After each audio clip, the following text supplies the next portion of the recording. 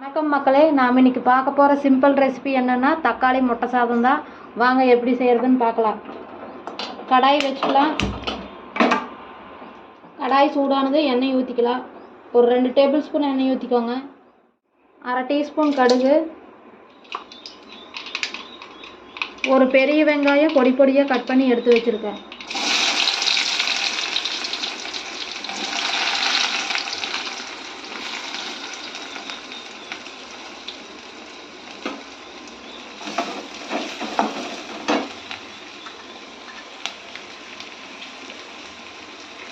மூணு பச்சை மிளகாய்,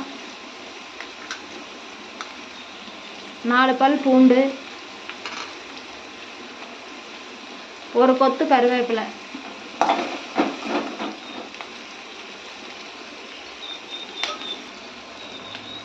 மூணு தக்காளி, தேவையான அளவு உப்பு,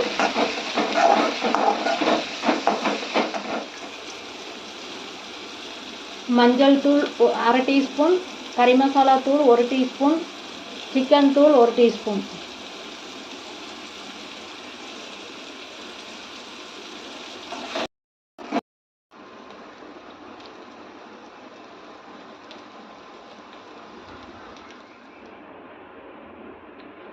ஆவி பறக்க நல்லா சூடான சாதம்.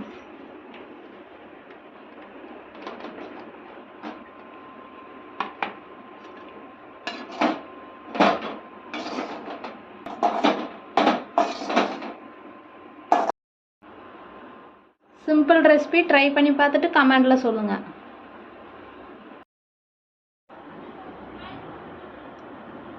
சுவையான தக்காளி முட்டை சாதம் ரெடி. வாங்க சாப்பிடலாம்.